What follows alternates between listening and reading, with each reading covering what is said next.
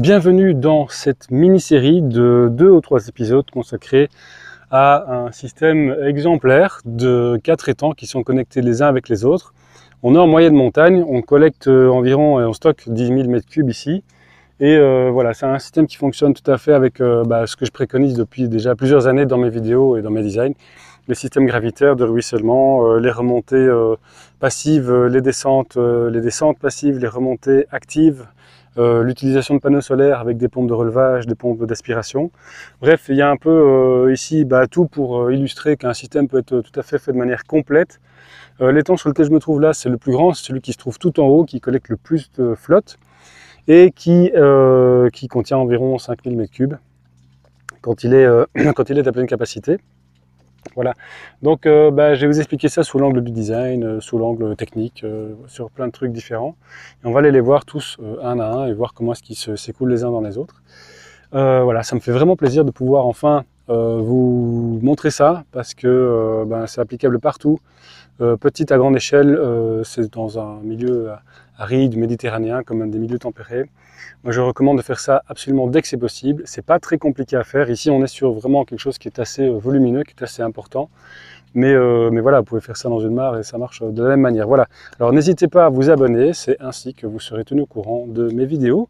Sachant que j'essaie de faire une vidéo par semaine. Donc, on va espérer en avoir 52 cette année-ci. Et de continuer. C'est grâce à vous que la chaîne elle vit. Et n'hésitez pas aussi à me poser des questions. Voilà, c'est parti.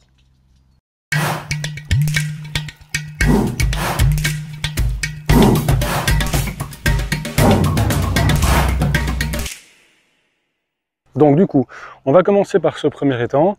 C'est celui qui se trouve tout en haut. On est en fait sur une zone de ruissellement qui s'étend sur un bassin versant de plusieurs hectares là en haut. J'ai plus les chiffres en tête, mais bon, tout ça se trouve sur les plans et les analyses. Et alors, on a plusieurs manières par laquelle l'eau peut en fait arriver ici. C'est simplement par le ruissellement de surface, tellement ce qu'on appelle le ruissellement diffus. Alors, je vous invite à aller voir ma vidéo sur le bassin versant, qui permettent en fait de comprendre comment est-ce qu'un bassin comme ceci se remplit. Donc on a le premier système de remplissage, c'est le ruissellement. Le deuxième système, en fait, c'est une canalisation passive.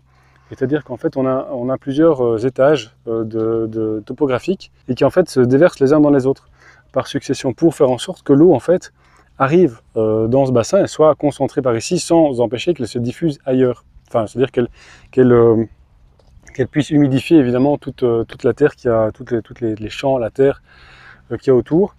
Donc là on a en fait sur la berge qui est ici, on a évidemment une topographie qui est naturellement un peu escarpée, mais c'était augmenté pour qu'en fait on ait un phénomène d'accélération juste au niveau de l'étang, de sa surface, pour faire en sorte qu'en fait on dit à l'eau, si tu veux aller par ici c'est plus cool parce que c'est plus facile, c'est plus rapide.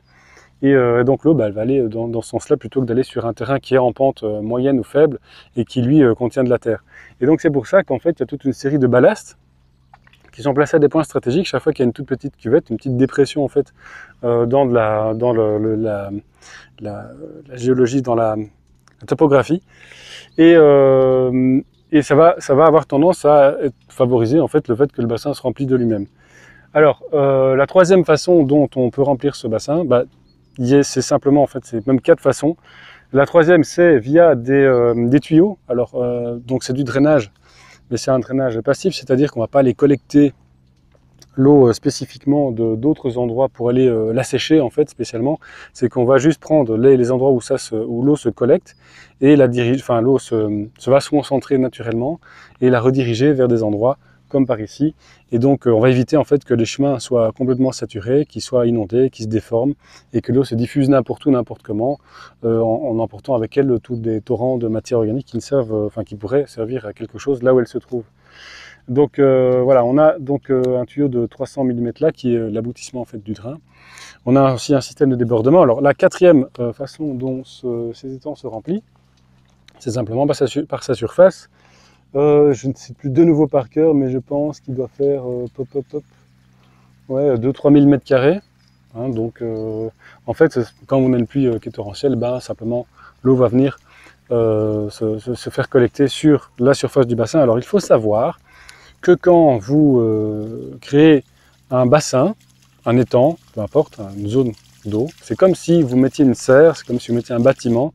C'est-à-dire que, évidemment, l'eau est stockée dans cet étang, mais elle ne va plus percoler à l'intérieur. C'est le but de garder l'eau dans le volume d'eau dans le bassin de stockage. Et donc, cette doit être considérée dans votre projet comme une zone que vous avez imperméabilisée, comme si vous avez mis un bâtiment. C'est-à-dire que l'eau, elle va augmenter,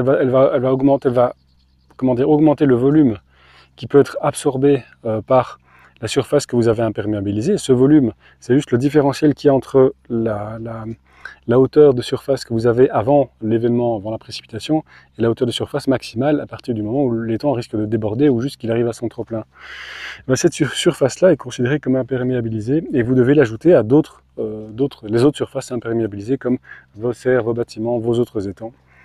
Donc l'eau ne percole plus là-dedans. C'est pour ça que quand vous avez par exemple, ici on dit qu'on a 3000 m² pour cet étang-ci d'imperméabilisation, c'est comme si j'avais mis 3000 m² de serre. Il va falloir que je compense ailleurs en fait, le fait que l'eau ne s'infiltre plus sur ces 3000 m². Alors évidemment, en compensant par d'autres systèmes de bassins qui se trouvent plus bas et où on peut remonter l'eau, etc., on va y arriver. Mais ce qu'on peut faire par ailleurs, c'est créer des bassins tampons ou des bassins en assec qu'il y a aussi sur le long des chemins ici, qui permettent en fait de se remplir en cas d'événement pluvieux, mais qui n'ont pas forcément un sol qui est imperméable, qui est un sol qui lui va laisser pénétrer doucement l'eau et donc en fait absorber le surplus d'eau qu'on a à un moment donné quand on a un événement des pluies en fait qui sont assez fortes. Souvent ça se passe quand on a des pluies abondantes. Donc ici du point de vue design, on est sur un projet de 10 hectares et on est dans une zone qui est méditerranéenne. Bonjour. Voilà, tu viens m'aider à expliquer, c'est très très bien. C'est très très bien, c'est parfait. Mais je dois travailler. Voici mon fidèle assistant qui vient m'aider à donner la vidéo. Alors, du point de vue design, il faut bien entendu qu'on calcule les besoins en eau. Ici, les besoins en eau n'ont pas forcément été calculés en fonction du besoin de l'hôtel, puisqu'il y a un hôtel, un endroit pour faire des séminaires, qui est aussi un endroit de démonstration.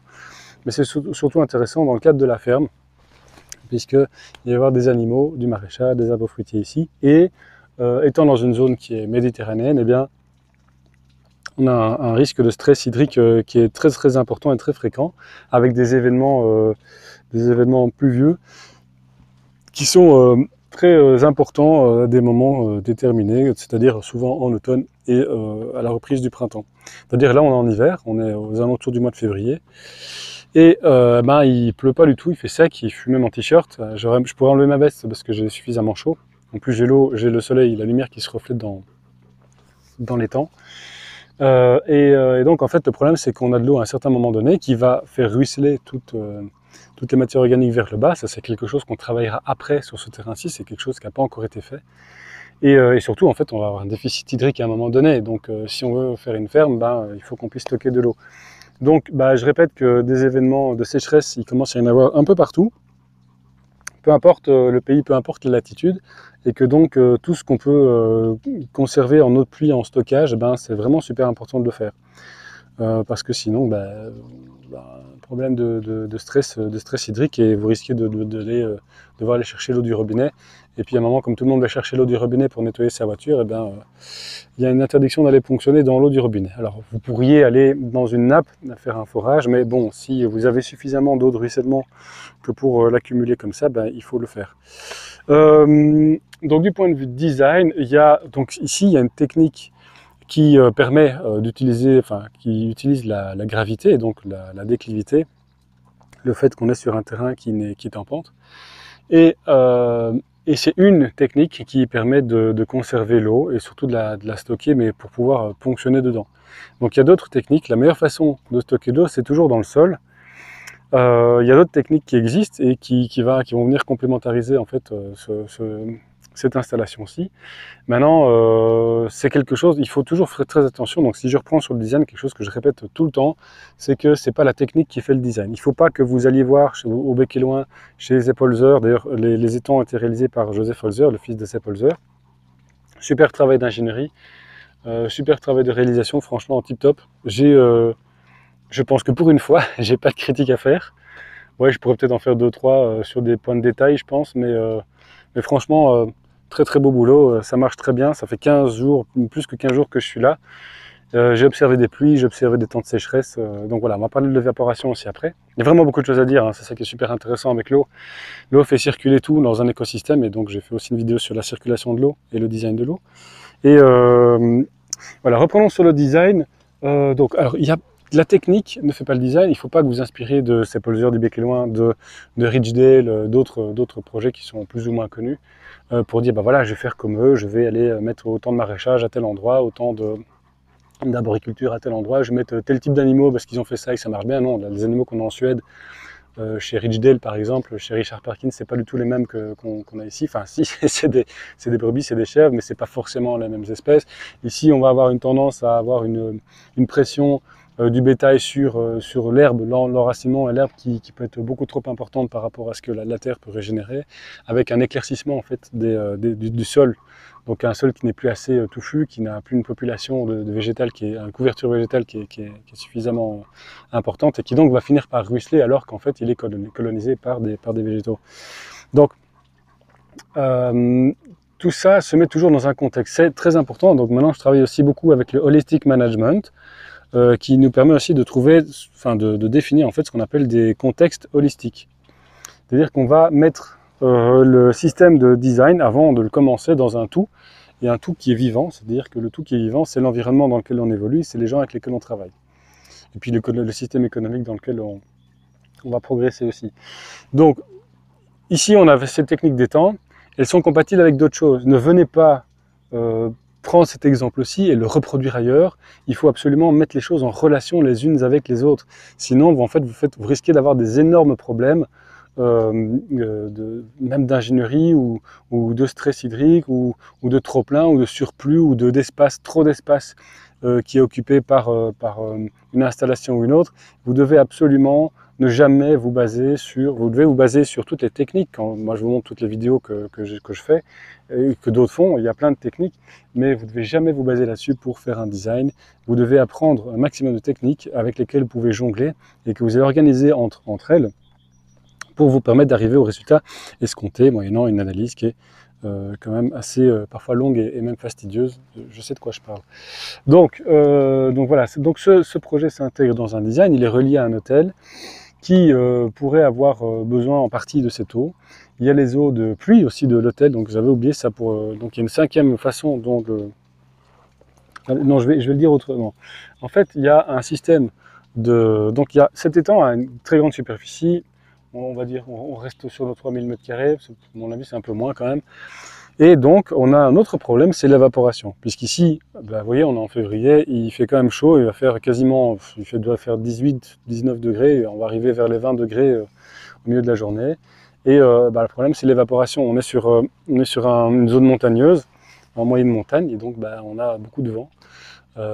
Ici on est quand même assez abrité, mais si on a donc les deux facteurs d'évaporation, c'est le vent et c'est le soleil, enfin c'est la chaleur, qui fait que ça s'évapore et ça crée des nuages, enfin de la saturation de l'air, de l'atmosphère.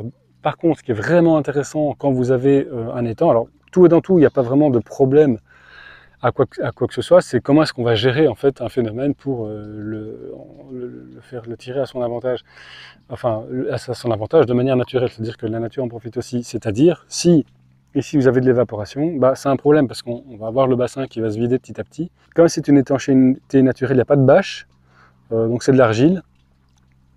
Je vais aller sur le sol après.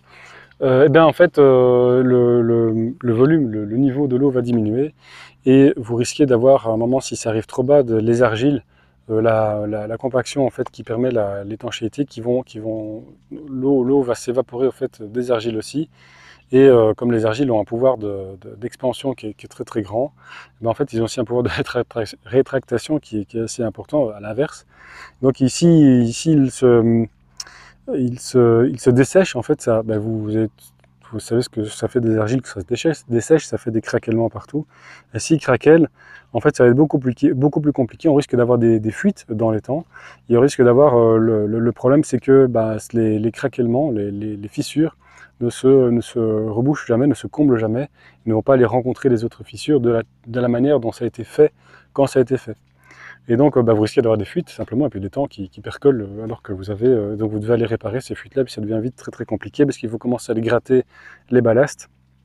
Parce que là en dessous de moi il y a des ballasts, il y a des plantes, il y a une plante qui est comme ça ici, il y a une plante qui s'adoucit un peu plus au milieu. Et donc c'est des travaux qui sont vraiment pénibles et totalement inutiles. Donc il ne faut pas qu'un étang avec une étanchéité naturelle ça sèche. D'ailleurs, à 300-400 mètres, il y a un habitat collectif là-bas. Ils ont laissé plusieurs fois assécher un étang avec une étanchéité naturelle. Et du coup aujourd'hui il ne retient plus l'eau. Parce qu'ils n'ont pas pris les bonnes mesures à temps. Voilà, des fois qu'on est occupé, on n'a pas toujours le choix. Mais ça veut dire aussi que si on a des évaporations, au fil des mois, eh ben, il faut remplir cet étang. Donc si je reprends l'exemple de l'étang qui s'est vidé et qui a craquelé, si ça se vide, eh avec quoi on le remplit? Puisque soit on le remplit avec une source, soit on le remplit avec un autre étang, soit on le remplit avec un stock qu'on a fait préalablement. Là-haut, d'ailleurs, il y a un ancien bassin en pierre qu'on va réhabiliter et dans lequel il y avait encore l'eau qui s'écoulait. En fait, ce grand bassin en pierre qui devait faire quoi, 200-300 mètres cubes, en fait, a plusieurs canaux avec des buses qui s'écoulaient dans le terrain et qui permettaient en fait d'inonder une partie des terrains quand on avait de l'eau pour faire un arrosage passif. Voilà, donc ça c'est vraiment le système qui existait déjà. Donc il faut remplir cet étang. Alors dans le cas ici, il y a une chance. Alors on n'a pas de source ici, on pourrait en faire une, mais ça veut dire qu'il faudrait faire un forage important. Par contre, tout en bas, 30 mètres plus bas, en déclivité, il y a une source. Qui remplit un étang en permanence, l'étang qui est toujours en trop plein en fait. Donc qu'est-ce qui se passe? Simplement c'est que il y a une pompe avec des panneaux solaires là-bas, il y a des panneaux solaires qui dès qu'il y a du soleil, la pompe s'active, une pompe sur des panneaux solaires, c'est pas une pompe solaire, c'est une pompe électrique qui est branchée sur des panneaux solaires. Ça c'est ce que je vous disais par rapport au design, c'est qu'il faut pouvoir débrayer un petit peu les techniques qu'on met ensemble. C'est pas une pompe solaire, c'est une pompe sur des panneaux solaires. Et qu'est-ce qu'ils font les panneaux solaires? Ils génèrent de l'électricité naturelle, alternative, qui actionne la pompe. Et donc, c'est une pompe de relevage qui remonte sur 600-700 mètres, je pense, enfin au moins 500 mètres, et qui arrive là-bas dans un autre tuyau, enfin qui arrive en fait près de la maison, à l'hôtel tout en haut, et qui arrive dans une canalisation qui récolte aussi les eaux de pluie. Et donc, en fait, en permanence, on a, s'il pleut, on a la récolte des eaux de pluie qui va aller là-dedans, la récolte des drains qui se trouvent derrière la maison, les drains de collecte, pas des drains d'assèchement, qui vont collecter les eaux de pluie et le faire arriver directement dans le temps. On a donc le tuyau de 300 mm là, on a aussi un tuyau de 200 ou de 300 mm là-bas. Et en fait, la pompe de relevage, la pompe solaire qui est en bas, elle amène l'eau, simplement, via un tuyau de 55 cm. Elle amène l'eau en permanence dès qu'il y a du soleil dans ce tuyau, dans le tuyau de 200-300 mm là, qui est connecté directement à la maison. Donc, à l'endroit le plus haut du terrain. Donc, tout ça, c'est gravitaire, c'est parfaitement naturel. Et donc, chaque jour, l'étang reçoit 10 mètres cubes d'eau pour compenser, et qui compense en fait son évaporation, qui compense peut-être tout juste, je regarde un peu le moine qu'il y a ici, tout juste pas assez, hop, je ne le vois pas, non ça va, en fait il y a une pluie il y a quelques jours, et le bassin est toujours aussi rempli, il se vide de la même manière. Donc en fait, je pense qu'on arrive à compenser l'évaporation quasiment à 95%, ce qui est déjà vraiment très bien, parce que compte tenu du volume d'eau, il faut pas moins, quoi. Évidemment, plus vous avez du volume par rapport à la surface, et moins vous avez d'évaporation, et plus vous avez de l'inertie. Si vous avez de l'inertie, l'eau se réchauffe moins, et enfin non, elle accumule la chaleur plus lentement pour la restituer pendant les périodes les plus fraîches. En fait, il y a un décalage d'à peu près 4 à 6 mois, ça dépend des régions, entre quand l'eau se réchauffe par rapport à l'atmosphère et puis quand l'eau se refroidit par rapport à l'atmosphère. Donc en fait, elle va restituer de la chaleur en hiver et être assez fraîche en été. Voilà, mais donc du coup, ça veut dire qu'en été, justement, plus c'est profond, plus l'eau va rester fraîche. Et plus elle va rester fraîche, moins elle va avoir tendance à s'évaporer dans l'atmosphère. Et donc le ratio, en fait, il vaut mieux un étang, c'est une généralité, mais il vaut mieux un étang plus profond qu'un étang plus large, avec plus de superficie. Donc ici, il y a vraiment un sacré stock d'eau qui permet de créer une inertie qui est bon pour l'environnement ambiant, qui va créer un petit peu de tempérance climatique, qui va créer aussi, ça c'est du design, de réflexion solaire, c'est pour ça que j'ai le soleil tout le temps dans la figure, qui va permettre de créer un effet de bordure et donc de créer des écosystèmes différents. Donc on peut le voir, hein, sur le bord des étangs, on a vraiment plein d'accumulations de matière. On a aussi les feuilles qui sont tombées, avec des pentes qui vont à chaque fois créer des écosystèmes qui sont eux différents, donc plus de vie, mais aussi de l'aquaculture, parce qu'ici on peut mettre des écrevisses par exemple, ou des poissons d'eau douce pour les manger, pour épurer, etc. On va aller se diriger tout doucement vers la deuxième partie de la vidéo, enfin la deuxième vidéo. On va se diriger vers les autres étangs et voir comment ces ouvrages sont connectés les uns avec les autres. Il y a encore énormément de choses à expliquer. Je ne pourrais pas tout expliquer parce que sinon on a vraiment pour un bout de temps. Mais voilà, je pense que c'est assez visuel comme ça. Donc à bientôt et j'espère à la vidéo suivante.